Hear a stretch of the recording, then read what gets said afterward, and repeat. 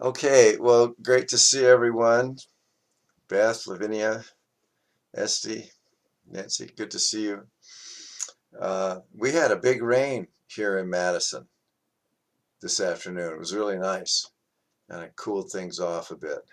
Yeah. Um, so I'm going to give a little intro about what we're doing today, so that when we do it, you'll have some kind of understanding, context for it. So in Buddhist psychology, and Taoist too, I think, they name six senses. And we're used in the West, we're used to having five senses. So eyes, ears, nose, tongue, and body. So seeing, hearing, smelling, tasting, touching, those are considered the five senses, or what they're called in Buddhism, the sense doors. So how the information comes in. Um, but in Buddhist psychology, there's six, and the sixth one is the mind. And this is actually easy to understand. So you can see behind me, there's this plant, right? Now, just imagine for a moment, if you would, what it would feel like to reach out and touch that plant, right? So this is doable, right? I mean, or it can even be something more abstract, like imagine a beautiful red apple. And so you can do that, and like, imagine biting into it and eating it. So we can do that, you know. And so the mind replicates all the senses. And so the mind is a sense store because it can sense what they call objects of mind. Now, objects of minds are thoughts, basically. So the question for the Qigong is, well, given all of this, um, how how do we sense Qi? And there are many, many answers. Uh, but maybe this will be useful for the practices we're going to do tonight. And that is that, so Qi is a felt sense. And we all know what that is. We know what feeling is. Um, but it's more than that. It's deeper than that. It's it's hard to describe, but it's sort of what is the sense of touch made of. Okay, if that makes any sense. So like we can feel, our belly, we can feel our breath, we can feel the air on our skin. This is touch. We're very familiar with this. But can we feel the feeling? And this sounds a little abstract right now, but we'll do it. It's really readily able to be done. Um, and once that happens, um, then the mind expands very big, and linear time fades. And the reason for that, according to these teachings, is that we think that the world moves like a train from the past to the present to the future. And it's only going one direction. And we can verify that because we're all getting older, right? We're not really getting younger. We really can't do that, right? It's going ahead, right? And at a certain level, that's certainly true, obviously. But just as an experiment, just for a moment, just imagine everything that's going on this planet in 1 second, like right now, everything that's going on. Well, somebody's eating a cantaloupe, and a dog is taking a walk, and a bird's flying through the air, and there are an infinite number of things that are going on all at once. And that's reality, okay? In this moment, and now in this moment, and now in this moment. And so there's this simultaneous uprising of vast amounts of experience that are happening, and that's what's really real, beyond just our little tiny one-person view of things. What's real is everything's happening all the time right now. But our mind can't deal with that. It's too big. So it just deals with this little reality, and we think everything is sequential. So when we get into the chi consciousness, we get beyond those limitations. Okay, so you don't have to believe me. We'll see if that happens. And this just gives a context for understanding it, because I only teach what I've experienced, and the experiences are directly available. They're not esoteric and strange. They're directly available. So this expanded consciousness, this is not a hallucinogenic awareness. This is not a drug experience where you're in another reality. We're very much in this reality. It's just there's an expanded sense of it. Okay? Why is that useful? Because we get a break. It's just like Mary was saying. You teach all year, and then you get a break in the summer. And you got to have that break. If you're going to go back into the intensity, and life is extremely intense. And so if we can get a little bit of a break once in a while, that's good. That's a reset. Okay. Any questions about any of that? Um, Maybe some of you have heard some of these teachings before, but this is about experiencing them, not just understanding them. Okay, great. All right, so recording is on, and we'll get started.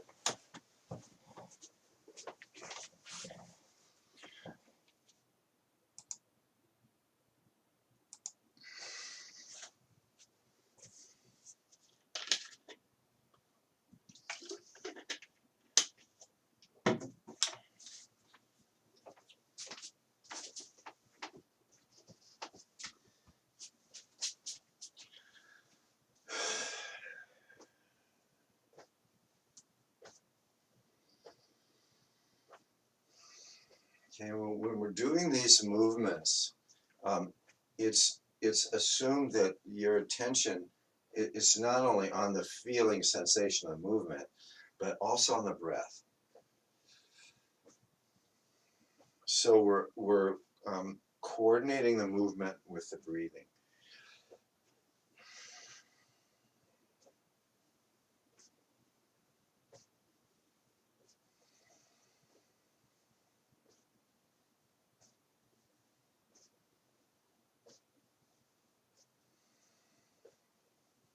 So what this means for us, we can feel the arms moving, we can feel the air on our skin, feel the legs, and we can feel the movement. We can also feel inside the body when we're breathing. It extends our sense of touch internally. So we breathe, we can feel from the inside, the belly expanding, the chest expanding, and then relaxing. So by coordinating with the breath, we're kind of overloading the mind. We're feeling the body moving externally, and we're feeling it moving internally. And there's no room for thinking when we're focusing this way. We just let the mind rest.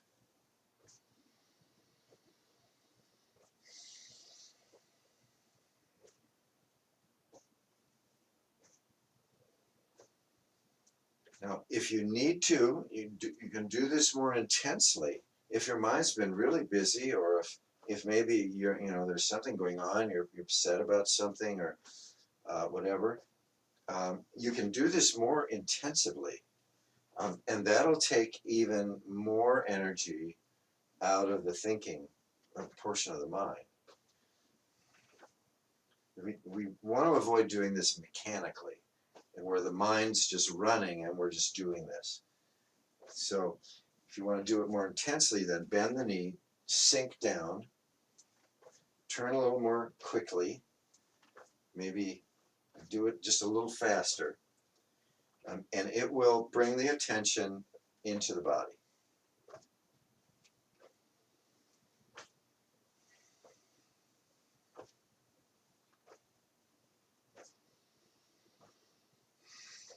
this is useful in many ways.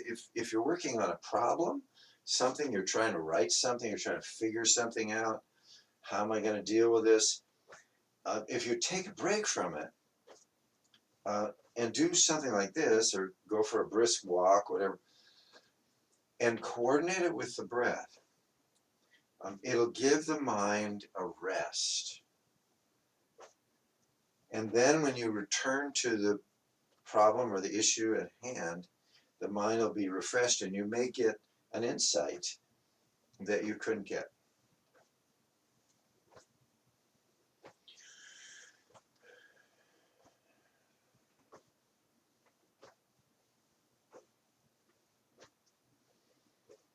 Okay, now let's slowly just reduce the movement. Okay, now the breath will slow down too because we're not moving as vigorously. Okay, now we want to drop into stillness.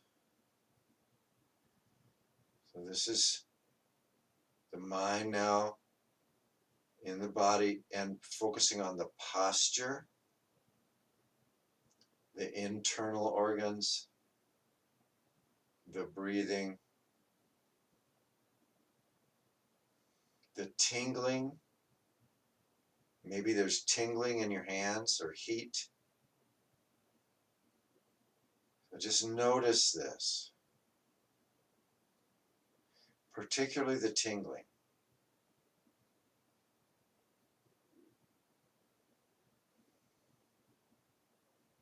The tingling is on the skin, it's also internal.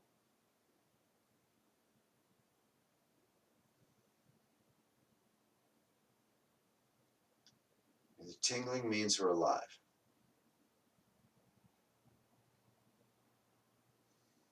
Okay, very good.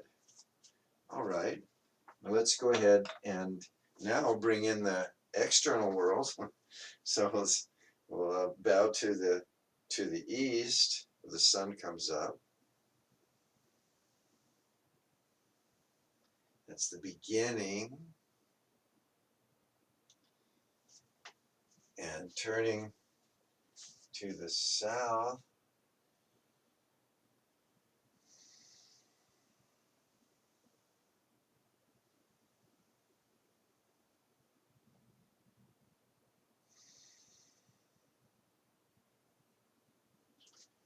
Okay, turning to the west.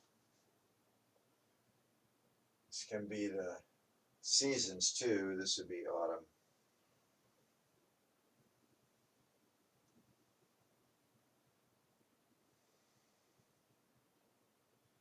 And then to the north.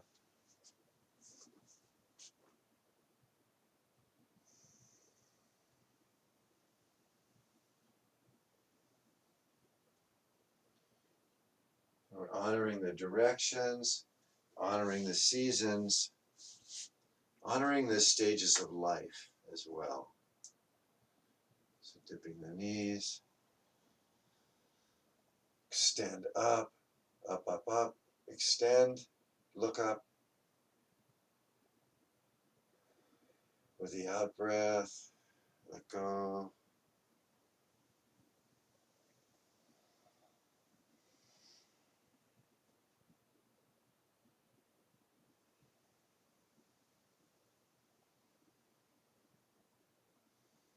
And then finally within.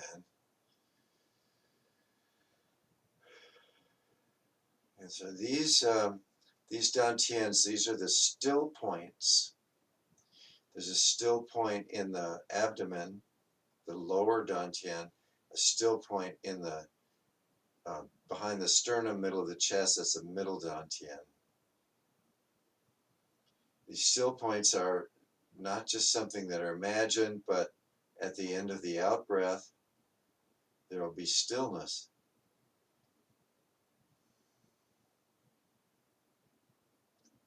And the point where you first feel the in-breath come in, that's the still point.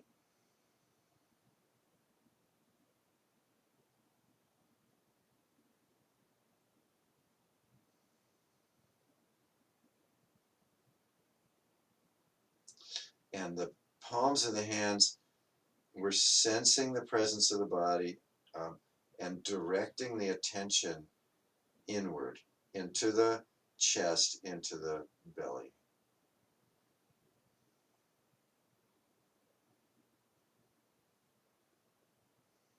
Okay. Okay, very good. Okay. Um, let's just go ahead and do Trembling Mountain. If you want to combine this with the Tai Chi twist, that's fine. Go ahead. If you want to just do the bouncing, that's fine too.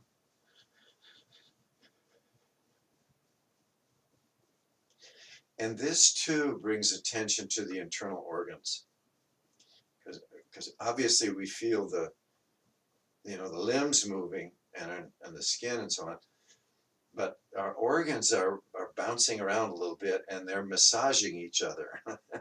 they call they call this an internal organ massage.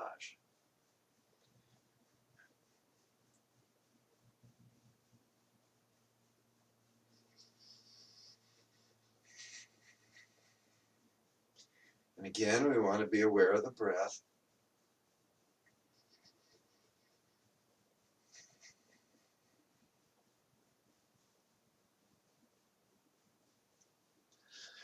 If objects of mind begin to appear, if you start thinking, then give this more intensity.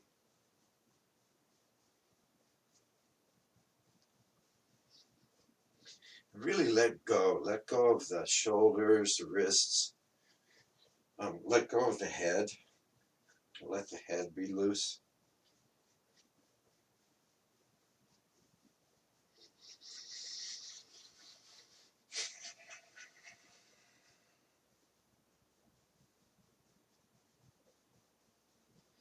And just let the body go too. Let it do this at the speed that it wants to.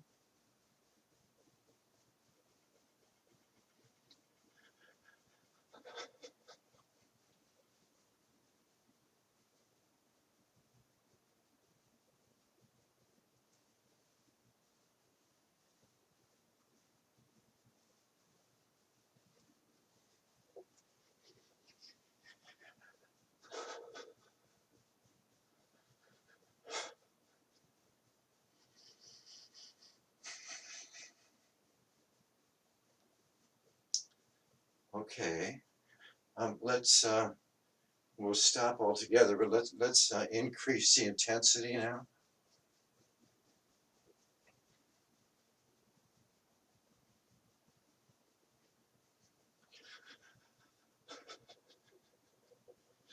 Okay, let's all stop together on the count of 3. 1,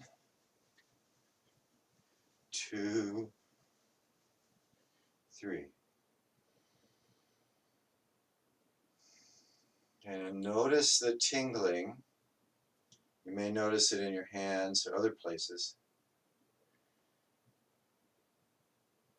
Notice the internal organs and the breath. Notice inside.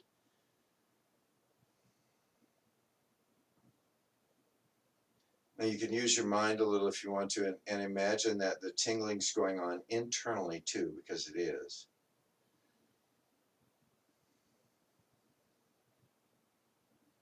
And the body's producing a lot of heat from the core. And heat is vibrating and it's moving through and out.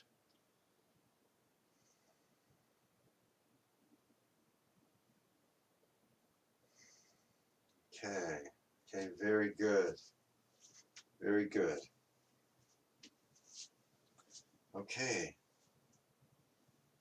Now loosening up the head and neck, and the shoulders.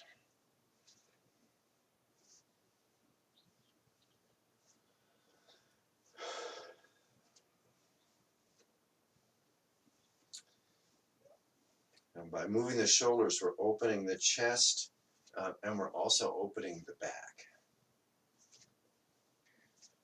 Bring our attention to the back as well as the front.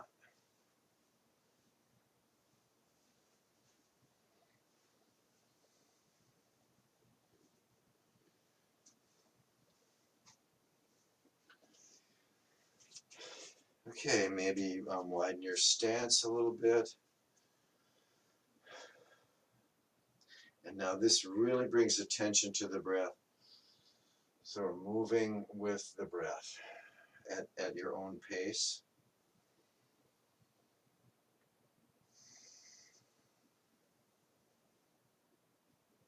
And you can have this expansive, this can be an in-breath, and then the folding in is the out-breath. Or it can be the other way around.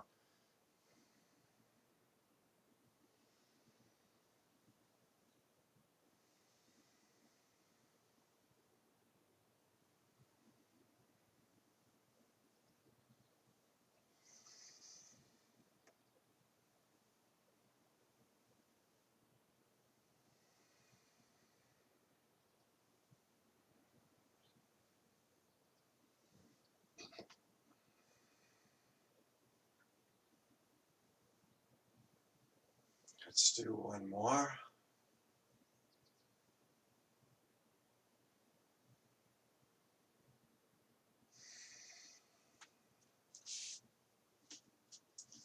All right. And rocking the pelvis.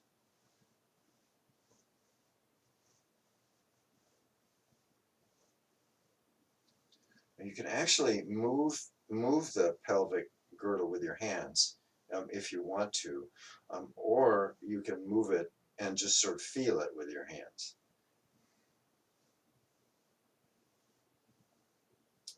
Or you can do it without the hands. The hands just sort of help bring attention to that area.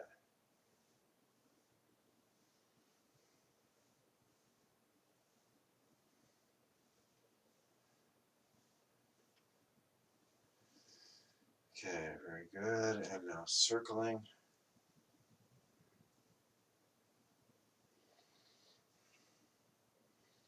This hip flexibility is so important for balance. People tend to get stiff in their lower back, they get stiff in their hip joints, and then they're not as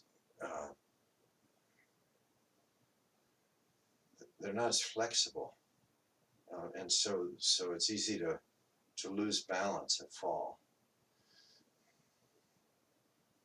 I was with a Zen teacher, a very good friend of mine, Tonin O'Connor, from Milwaukee, who's 90 years old and walks just fine. Kind of amazing. Okay, very good. And then the other part of balance, of course, is shifting the weight. Many of you have done this many times, so if you're a Tai Chi practitioner, there are a lot of one-legged stances. There are kicks.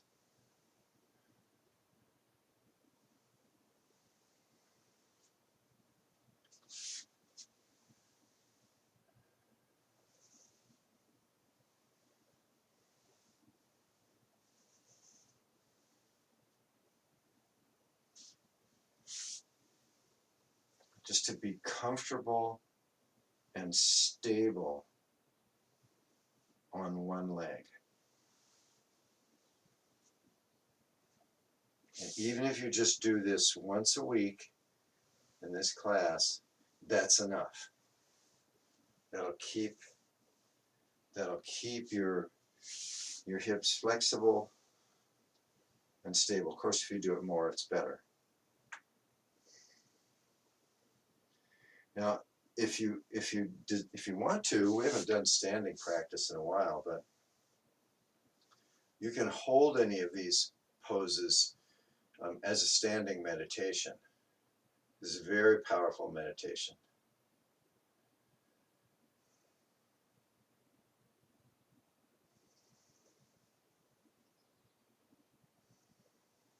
So you might try that sometime if you're sitting, if you just don't feel like sitting, or if you're sitting practice,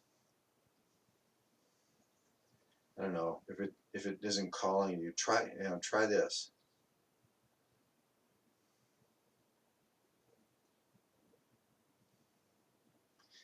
Any of these, you can do whatever you want. Any of these one-legged stances, it will really focus your mind because your body doesn't want to fall over.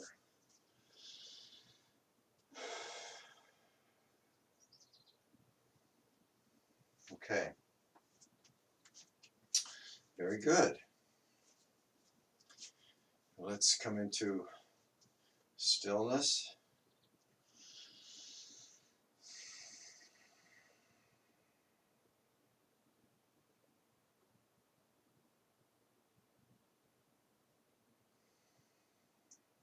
And the meditation, the concentration here is on the vertical axis or column. And we're using our mind and our feelings. So we're feeling the body being aligned. And we're using our mind to imagine this vertical axis or a column that you're standing in or that's in you. And we're using the mind to extend it down into the earth. So we're rooted, extend it up through the body, out the top of the head, extend it up into the sky. So this is just a vertical alignment. Okay.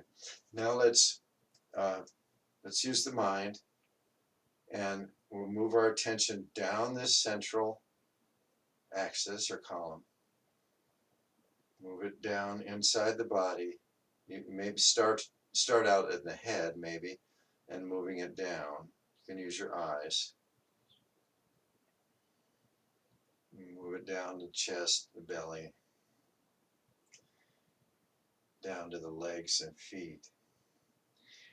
And now, what the ancients teach is that we're growing roots into the ground, and we're visualizing it. Yes, we're feeling it. What would it be like? What would it feel like to actually have roots that go down into the ground, to actually feel that? What would it feel like to be a tree?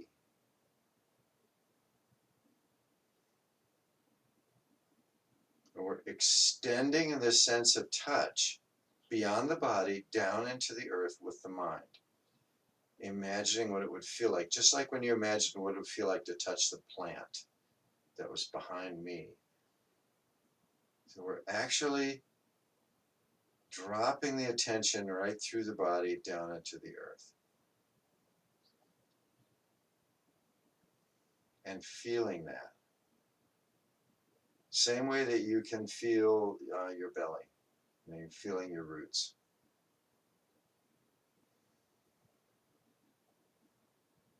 Are they real? Of course they're real. The whole body is made of the earth. Okay? So we can use the mind and really feel rooted. Okay? It's not hard. And now, in breath, the roots are still there. Let's bring the attention up through the body. Up, up, up. Belly, chest, the brain. Up, out through the roof of the skull. Up, up, up. Extend up.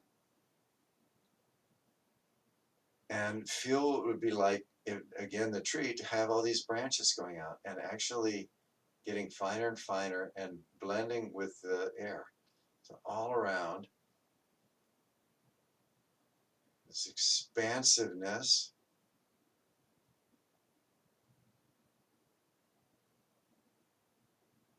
Go up even higher to be way up in the sky, clouds, and extend. What would that be like? Be a bird or something. Way up, up into the universe, so we can extend the imagination and the sense of touch. So, and then bringing the attention down. So now we include all of it, way down into the earth, the whole body, and way up into the universe. This is all our range of consciousness, not limited to the body. Okay, good. Dipping the knees, let's come up with into cloud hands. Whichever hand's on top, we're going to go that way. Turn to the side, switch, turn and switch, and just do this beautifully. Now we're feeling what's around us. We're feeling the air, feeling the space.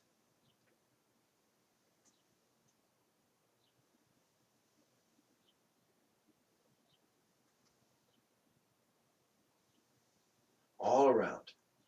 Not just with the hands, but all around the front, side, the back, behind the body. There's all that space behind the body, above the body.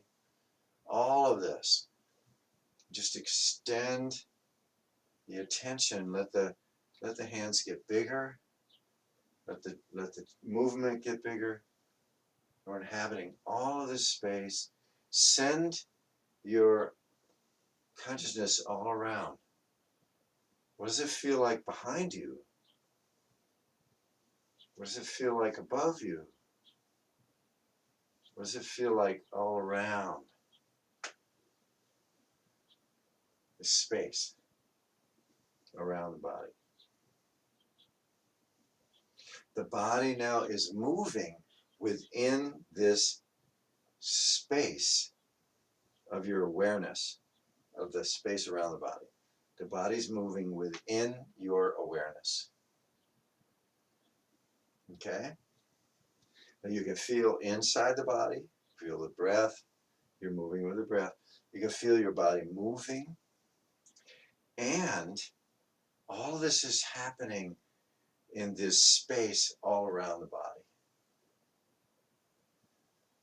We're conscious of that too. So the mind is big now, awareness is big, hands get bigger. Body's moving in this space. Behind the body. Yeah. Okay? Now we can put our attention all around the body. We can put our attention on the body, feeling it move. We can put our attention inside the body, feeling the breath and the organs.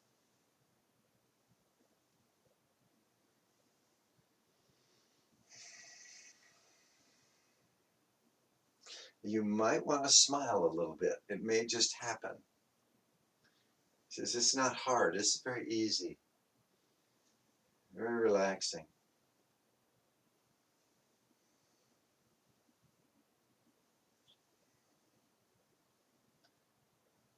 Okay. Now let's reduce the movements.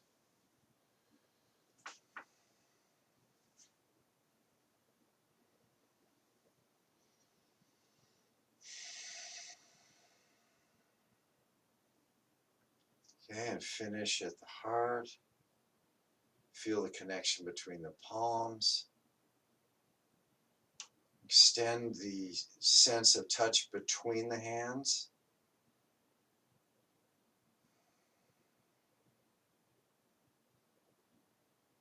Okay, very good. And then let's go side to side. Open.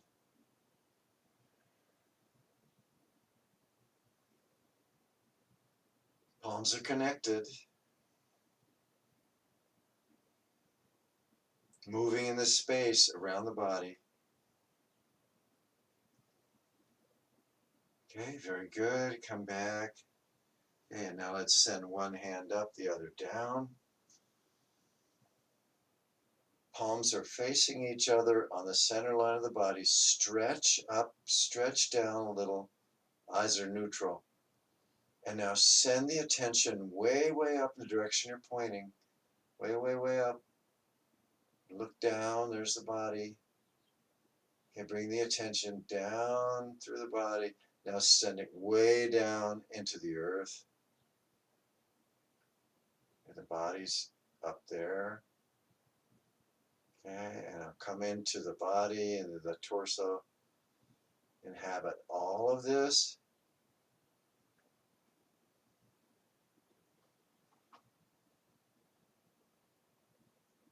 Okay, and now sink down and bring the top hand down, bottom hand up. Okay, embracing heaven and earth. Okay, and then out. Extend, extend. Inhabiting the space all around the body, side to side, front to back. Extend out. Feel the space all around the body. Good. Feel the body in this posture. Feel the internal organs. Feel the breath.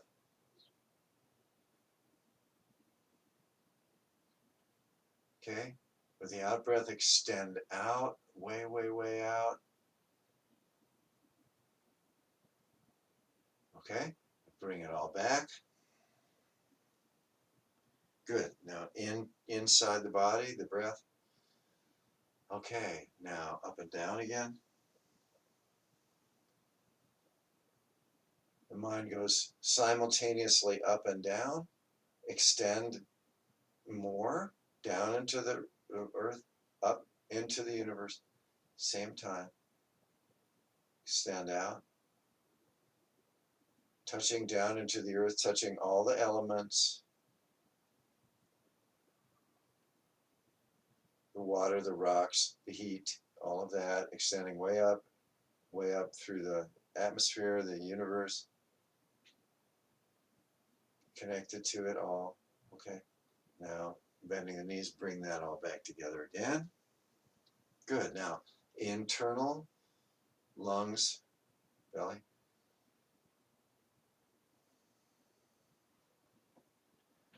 Okay. I'm going to go outside to side. With the out breath, extend out all around and very far, all around, touching into everything that's around, trees, houses, whatever's around, touching all of that. Feeling the aliveness of your environment.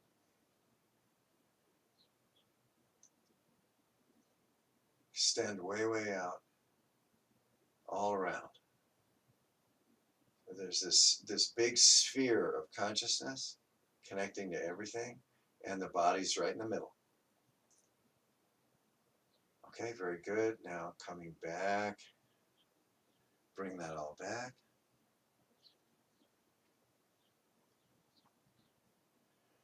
Aware of inside the body. You now up and down again.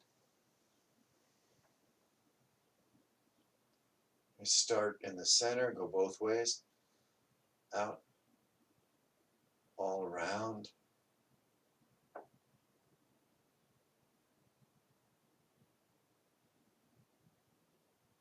Not separate from anything.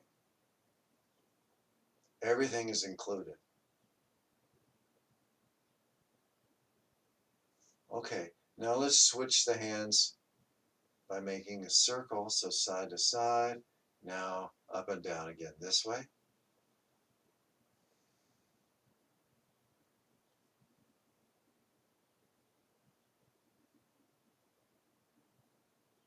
And now again, the other way.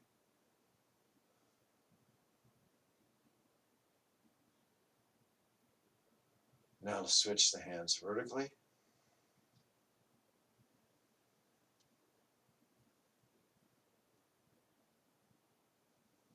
Come around again.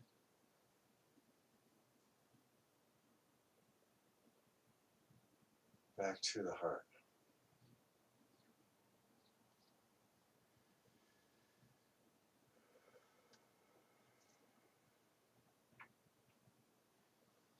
Okay, let's return to standing.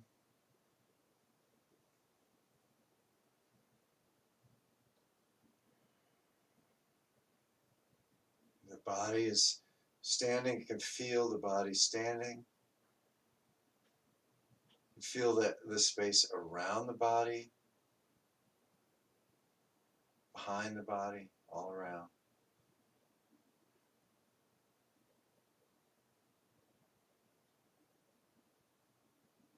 You can feel inside the body.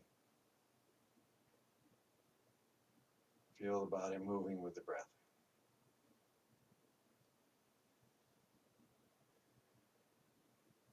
Okay, very good. Let's go ahead now and bring up our stool or cushion.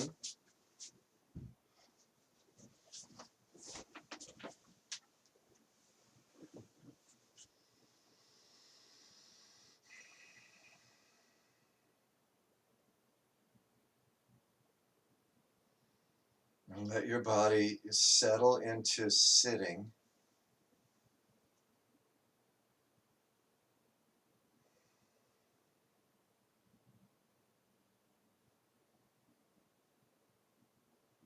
Okay, and let's organize our attention. So focusing internally, feel the breath moving the body. Maybe you feel the heartbeat.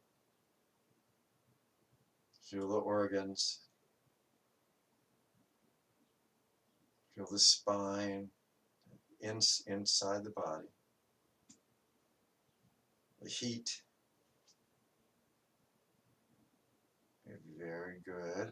And now moving out and feel the posture of the body. Feel the feet, the legs, all the limbs.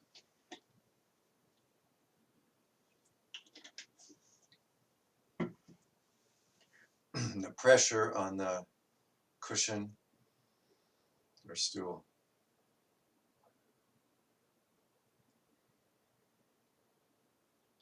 And feel the breath. And now with the next out breath, as the breath goes out the nose, we're extending our awareness out with it all around the body. The body's sitting in a kind of a bubble of heat and energy and awareness. Consciousness is bigger than the body. So it can be in the body, and now we can move it around, all around. So the body is sitting, the physical body is sitting within our awareness. Our awareness is bigger. It's kind of this field, this sort of field of light or fog or cloud around the body. And we're aware of the body, the internal part of the body, and it's held within our consciousness. Okay, all at once. The space around the body, the physical body sitting here, the internal organs, all here. Okay, now with the next out breath, extend the awareness out even farther.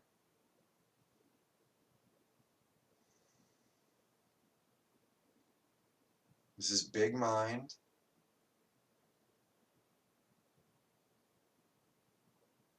In touch with the wind, the trees.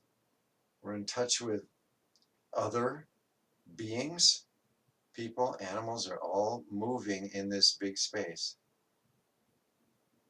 They're all conscious. And this consciousness is not separate from the consciousness in a dog or a cat or a bird or a person or a tree. All of this around us is conscious, the same consciousness. That's why it can expand out as far as it wants. because there's consciousness everywhere. Still rooted in this sitting body, but extend out. The Buddhists call this the net of Indra, connection to everything through consciousness.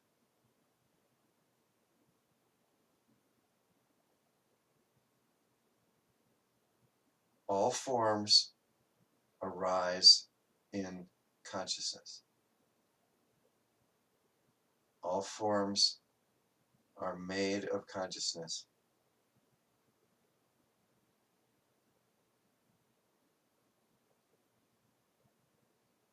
And another name for this is Qi. So the Qi is not subject to time, it's always been here. Consciousness was here before you were born. It'll be here after we're gone. This awareness, very, very big and very, very old. All around us, not limited by space or by time.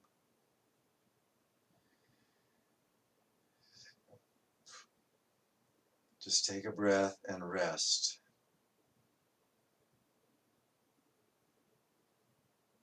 There's nowhere to go.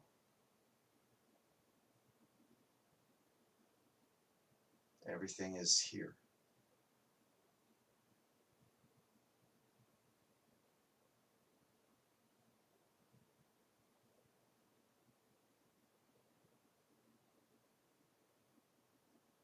Everything arises and passes away in this vast space. The breath comes and goes. The body comes and goes. Everything comes and goes. And at every moment, this is happening everywhere, all at once.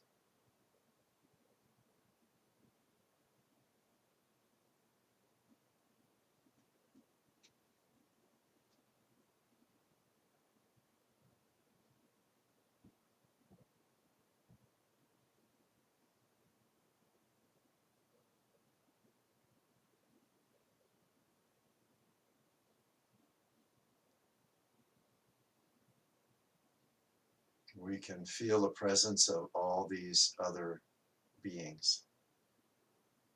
We can even feel what they're feeling. Nothing is separate. And so with the out breath, you keep this big awareness all around in space. And regardless of time, just keep it present with the breath. The out breath, consciousness expands, very big. In breath, it comes right into the body. Out breath, very big. All directions. In breath, right here in this body.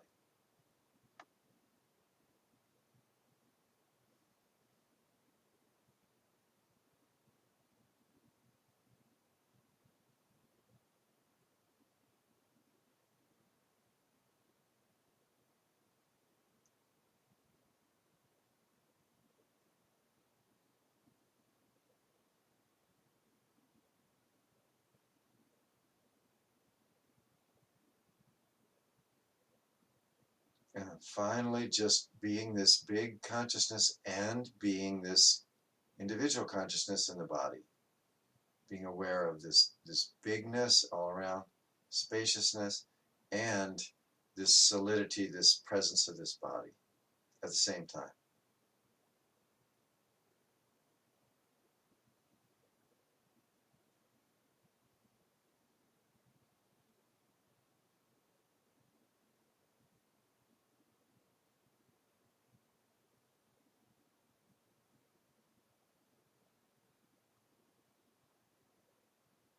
As all things arise and pass away, this boundlessness remains.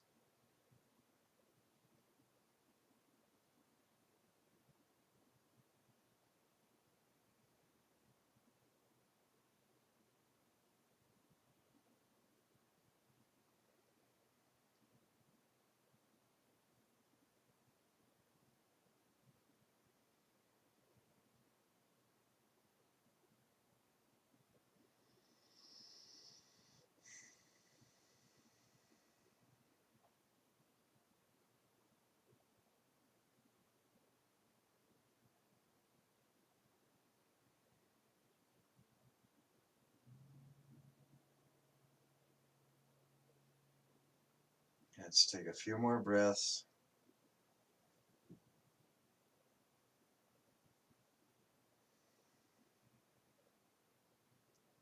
Just maybe feel this sense of ease.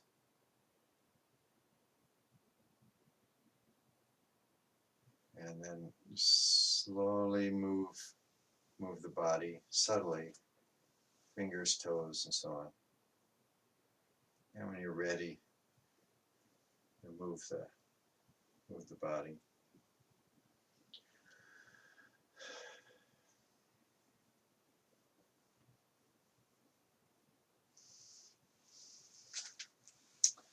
Okay, very good. Let's do our closing. So 1, 2, 3. Just gently the eye sockets. Try not to touch the eyeballs.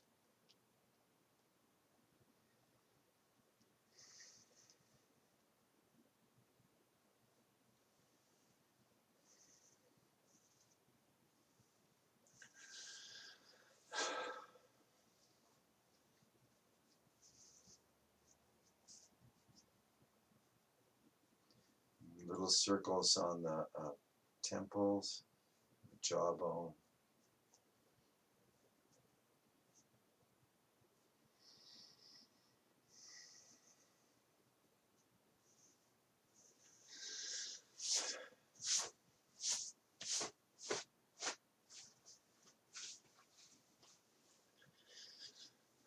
Okay, and then tap the kidneys.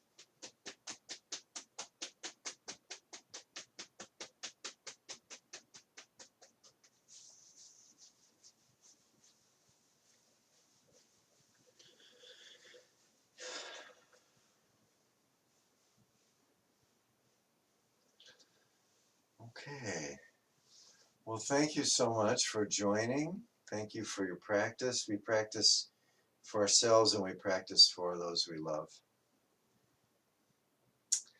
And if you would like to slip away from the Zoom, please do that. And if you'd like to stay for a conversation, you can do that.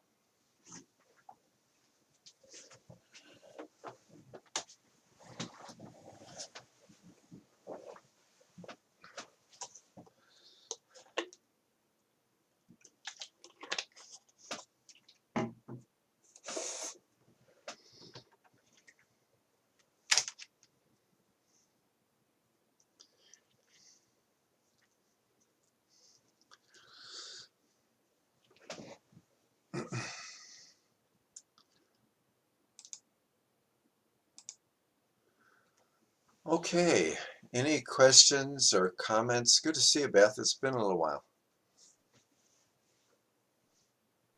Thank you. Likewise. It's nice to be back. Yeah. Is it pretty hot down there? It's pretty hot. Like feels like temperature of 110. Whoa. Yep. Yeah. Thank goodness for air conditioning, right? Oh, I can't imagine in the days before. Yeah, really. Yeah. Yeah. So, questions, comments? I'm wondering about sentience and consciousness, and like, is that the same thing? Oh, I think so. Yeah, it feels more and more to me like it's probably the same thing. Yeah, I think, if you get into translations of language and different words and so on, yeah, I think it's probably the same thing. In Buddhism, really, everything is conscious, even rocks. I mean, it's very, Right, very low level. It's just this little bit of, I mean, rocks have a little electromagnetic presence. They have, attraction of molecules. They have magnetism. There is some energy there, you know, but I mean, they're not fools. They don't say that rocks are conscious, and that's not it.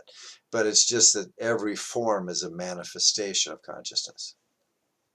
Some forms are much more complicated than others, like humans are really complicated, right? Rock's pretty simple, right, right? But right. But it's all energy um, coming in and out of form, even at the rock level or the anything level. When you come down, when it gets small enough, it's coming in and out of form, which is energy, which I think is consciousness.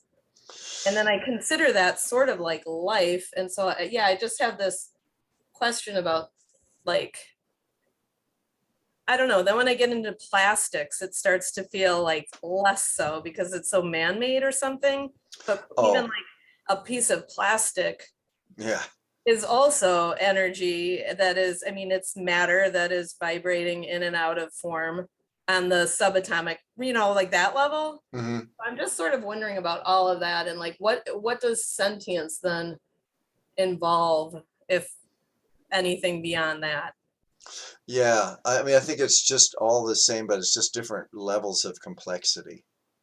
Yeah. You know, Okay. yeah, yeah. Because I mean, everything does come and go. I mean, even Yes. yeah, That lyric, I feel like my life is sort of like a musical soundtrack. And so when you said that, there's this Joni Mitchell tune that she sings about that. Now I'm thinking, I think I need to re-listen to that song real carefully and see which if which one? I think it's called Down to You. But she says everything comes and goes, marked by lovers and styles of clothes.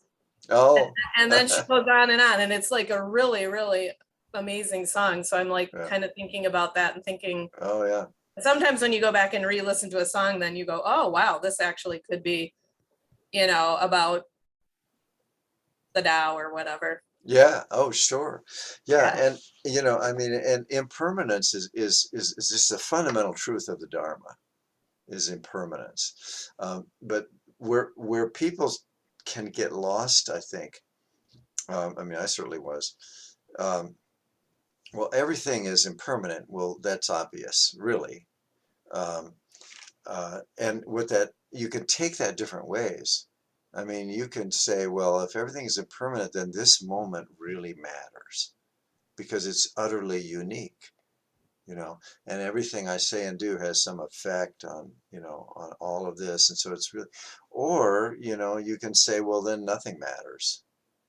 And you can go into this nihilistic, depressive kind of thing, which can be very destructive.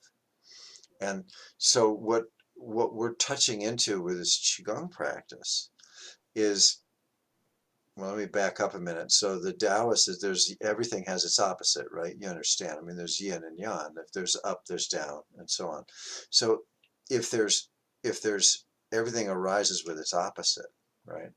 So if there's impermanence, which we all agree there is, what's the opposite? And the opposite is not permanence because both depend on time, right?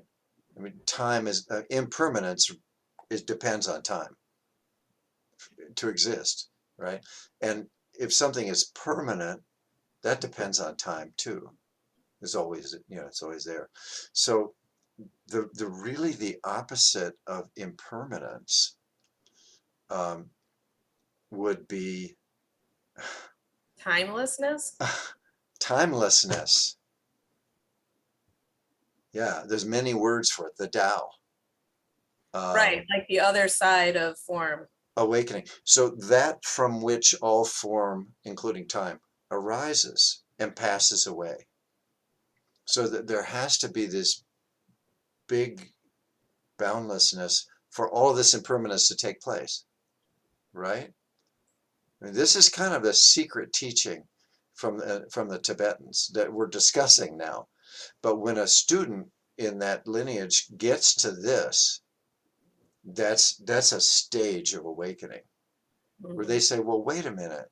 If everything has an opposite, what's the opposite of impermanence? And that's nirvana. Yeah, So, yeah, yeah, I mean, we can understand this, but can we experience it? Can we live in it? And that's what we're trying to do with this Qigong, I think we can, with that intention. Just as you can extend your imagination to what would it feel like to feel that plant, we can extend our consciousness infinitely yeah, along with our sense of feeling, because feeling is the deepest sense. And we can kind of touch this boundlessness. It's really not hard. I mean, I guess I'm kind of disagreeing with a lot of Buddhist teachers that I don't think it's that hard. I think the hard thing is to stay in it. Even when things start getting really hard, really bad, to be able to stay in it. But I think to discover it and experience it, I don't think that's beyond our capability at all. uh, We think we're imagining it, like this practice we just did.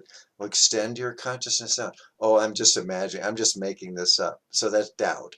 I'm just, no, you're not. It really is real. that's helpful because I think sometimes I get trapped in that too, and yet it feels good.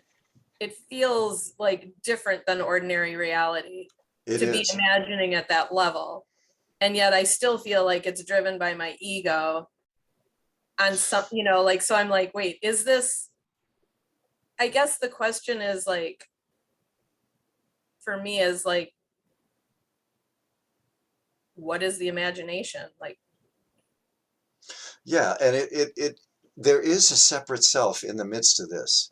We're not destroying the separate self. That we're right, expanding right, beyond it. The body's here. This is, you're you. You have your history. There's nothing wrong with any of this. You have your relationships, you have your body, you have your mind. We're not getting rid of that. We're including it in something much bigger. That's all. yeah, that's helpful. Yeah. Yeah, Yeah. thank And you. yeah, extending consciousness, it's what we do. It's what you do in the classroom when a kid comes in and you can tell that that child is upset, right? And not only can you see it in their face or how they're moving or what they're saying, you can feel it. Right, Well, is that just your imagination or is it real, right? That yeah, empathy, the ability to project your consciousness, it's real. It's utterly real. And out of that feeling, or if the child's unhappy or if the child's happy, we can feel that empathy is an experience of non-self. When we feel what another person is feeling, it's a temporary experience of expanded consciousness. That's exactly what it is. So are we imagining it? No. I mean, our imagination is helping us to feel it, but it's real, you know? So it's that quality of doubt. It's so endemic in this culture. yeah, Oh, you're just imagining, you're just making that up. Tell someone that when they're dreaming. They're having a dream, right? And they're flying in the dream. You say, oh, that was just a dream. That's not real. Well, yeah, when you're awake, but when you're dreaming, it's real. Right? Yeah. Yeah. Yeah. Yeah. Yeah. So that's, that's what these using the body that it can bypass a lot of it. Because what you said is you feel it. You felt it. You're going on, well, what is imagination? You're going on, your mind's going on with all this stuff. But at the same time, you're feeling it. And Definitely. that's what's verifiable. That's what's real. Feeling is real. The senses are real. We can make stuff up in the mind, but if you feel something that's hard or soft or hot or cold, that's real. Right. Yeah. This is kind of new territory for Qigong. I've never experienced, I've never been a student of a teacher who's taught in this way, but it's because I've been a Buddhist practitioner for so long, Mhm. and I'm a physical learner in a lot of ways. I mean, if I feel it, I get it. If I hold it or see it. And you can teach the Dharma through the body. Yeah, that's the helpful part, because I think I do that and I can feel that it's good. And yet I also have this like the thought that enlightenment or is outside of the ego. It's like transcends the ego somehow. So it's like like you need to somehow set it aside. So it's It, it's it good to just like be able to work with both together. exactly. All the ego does is it calms down. It doesn't go away. It just kind of goes to sleep in a way. It's not disturbing everything, right? And what happens after a while, the mind becomes very obedient. Instead of running the show, where the mind's just rambling on and all these, you know what I'm talking about, all these strange thoughts are coming and going and it's all busy, and that's the mind running amok. But when we tap into this spaciousness, that mind quiets down. Yeah. And because activity in the mind is disturbing, it disturbs that presence, right? And so it just kind of quiets down. It's still there. And then we have a different relationship with it. It's like, oh, the mind's great. You know, it's like, oh, my mind's driving me crazy. No, the mind's great. Yeah. I love it. It's really useful. There it is, thinking about that. And there it is. Just don't want to take it too seriously, but we're not trying to get rid of it because you can't. That'd be like trying to get rid of your stomach or something. You can't. We need it. I mean, 80% of the mind's function is to control the body, digestion, heart pumping, immune system. That's mostly what the mind's doing. And we just think of it as this thinking machine, but it's running the body. We really need it. We don't want to get rid of it. Outside of the brain. I'm sorry. I'm sorry. Outside of the brain, do you mean? Like, that feels outside of the brain to me.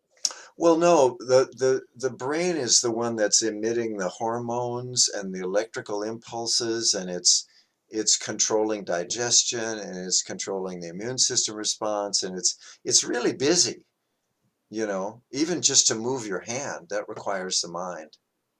Yeah. You know, to Yeah. just to and just for the body to function, that's mostly what the brain is doing, is keeping the body going. It's thoughts are kind of, I mean, we could go way into this, but Yeah. thoughts are kind of on top of it. Our mind's doing the same thing that our dog's mind or cat's mind is doing. It's running their body. The dog or cat isn't thinking as nearly as much as we are, but the mind, it needs its brain, it needs its mind to keep the body going. I mean, right? I mean, so the mind's not our enemy in any way. No, I definitely agree. Yeah. Yeah. Where would we be without it? Yeah. Dead, I guess. Yeah. Right. Yeah. So it's this attitude toward the mind. There's a lot of misunderstanding about it, that I have to battle with my mind to quiet it down. Well, good luck. I mean, that'll work sometimes, somewhat, but if you're just constantly battling your mind, that's exhausting, Mhm. you know?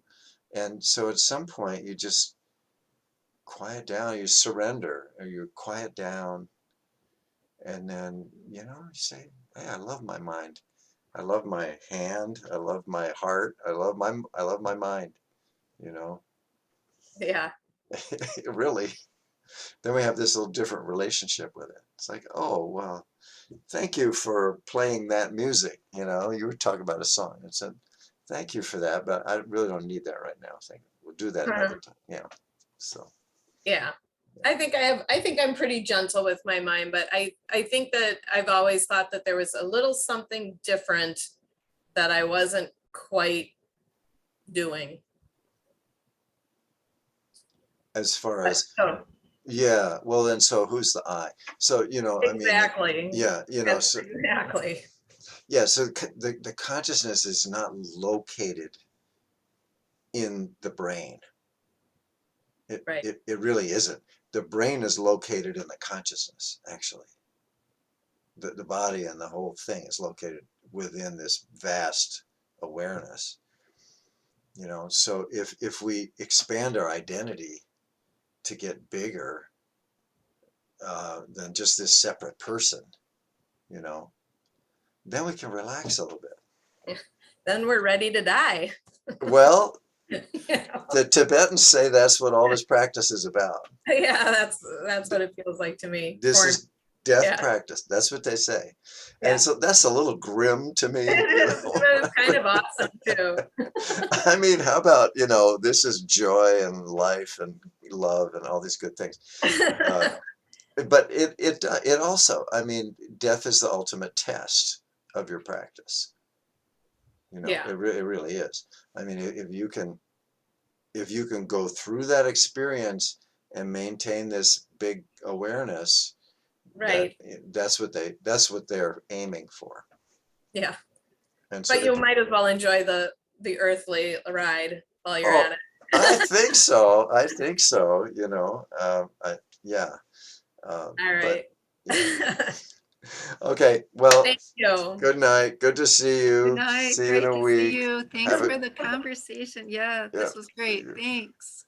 Bye.